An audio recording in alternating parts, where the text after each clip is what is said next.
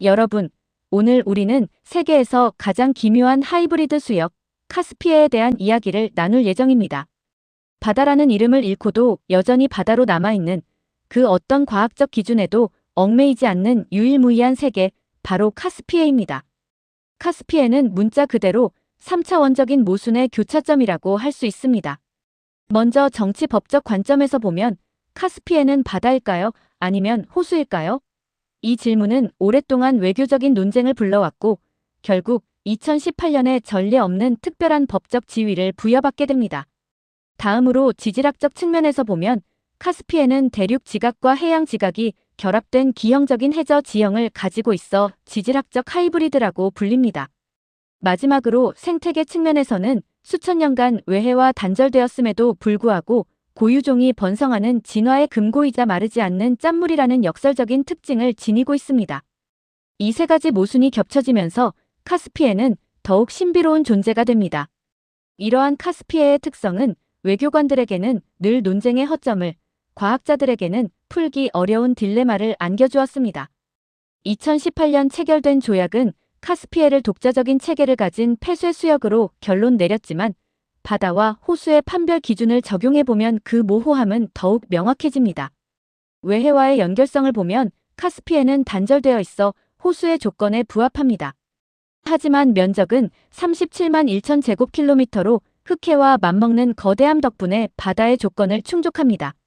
염분 농도는 1.2에서 1.3%를 유지하는데 이는 담수인 호수보다 훨씬 높아 바다의 조건에 가깝죠.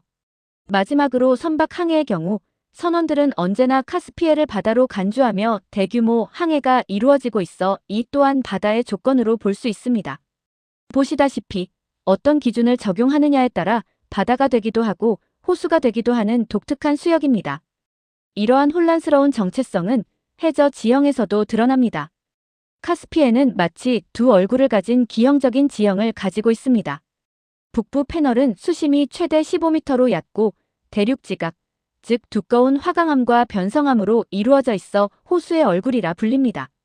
반면 남부 패널은 수심이 최대 1025m에 달하고 얇고 밀도가 높은 현무암으로 이루어진 해양 지각을 가지고 있어 바다의 얼굴이라 불립니다.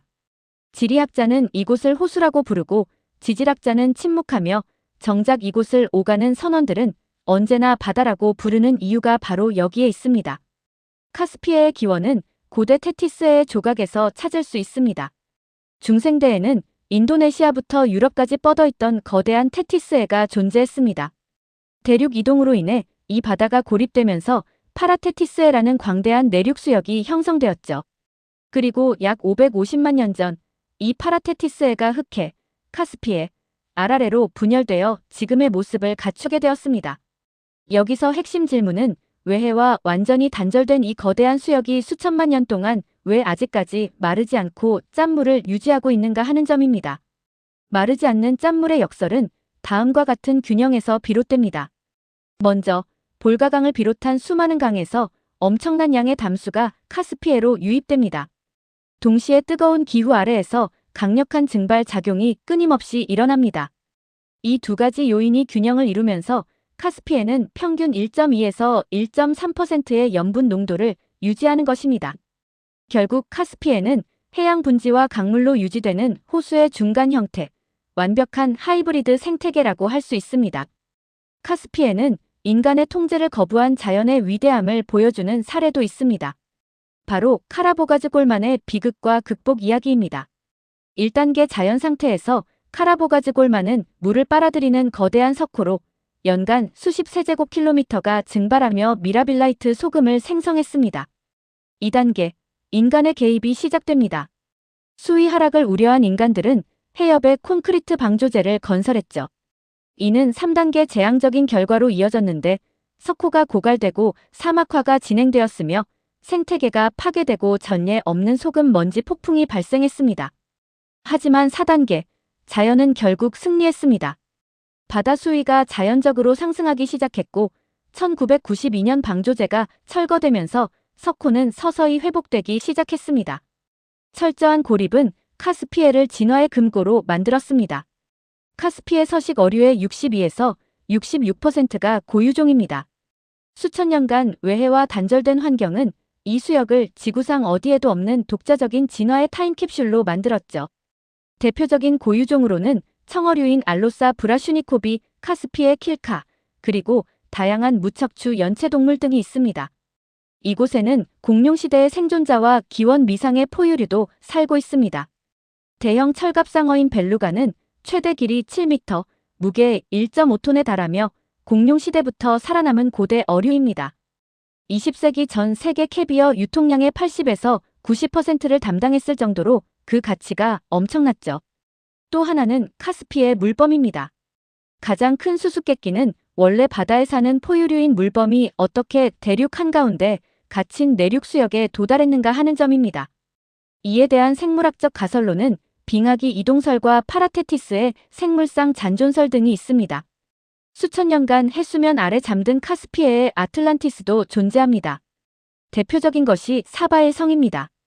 1232년부터 1235년에 축조되었으나 1306년 대지진으로 바닷속으로 완전히 수몰되었죠. 하지만 18세기 수위 하락으로 탑 꼭대기가 다시 모습을 드러냈고 지금은 다시 수중으로 가라앉아 있습니다. 또한 하자르 제국의 사라진 수도인 전설의 도시 이틸도 빼놓을 수 없습니다. 바닷속에서 돌 구조물을 보았다는 증언이 끊이지 않으며 수위가 낮아지면 다시 모습을 드러낼지도 모르는 미지의 유적입니다. 카스피해는 수천 년간 여러 제국의 무덤이자 중요한 전략적 요충지였습니다. 페르시아인들에게는 세상의 북쪽 끝이었고 튀르크 유목민에게는 교역로였으며 러시아 공국에게는 무역과 침공의 전장이었습니다.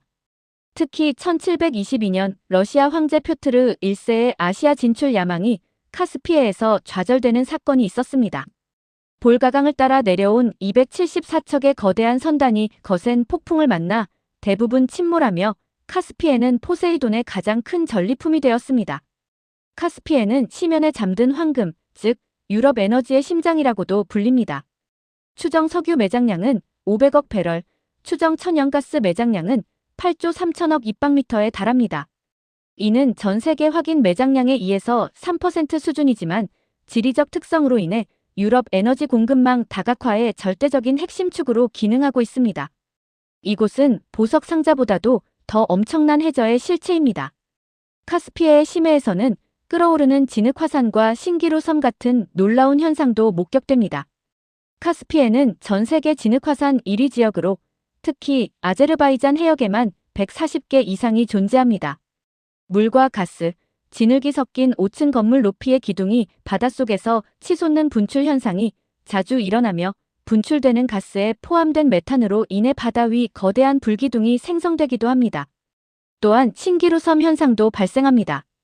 쿠마니 뱅크는 2023년 폭 400m의 섬으로 등장했으나 2024년 침식으로 흔적도 없이 사라지는 기묘한 현상을 보여주었습니다. 결론적으로 카스피해는 인간의 잣대를 초월한 단 하나의 생태계입니다. 이곳은 해양 지각 위에서 호수의 염분을 유지하는 지질 및 수문학적 하이브리드이며 막대한 자원을 품은 채 고유종의 진화를 수호하는 자원과 생태의 공존의 장입니다. 또한 수몰된 문명을 숨기고 스스로 수위를 조절하며 인간을 압도하는 자연의 위대함을 보여줍니다. 이곳은 바다의 일부분도 단순한 호수도 아닌 완벽히 독립적으로 호흡하는 거대한 유기체입니다. 그 어떤 과학적 기준에도 얽매이지 않는 유일무이한 세계, 아직 밝혀지지 않은 카스피해의 심연은 지금도 그들만의 방식으로 흐르고 있습니다. 여전히 수많은 이들이 바다라 부르는 그곳, 바로 카스피해입니다.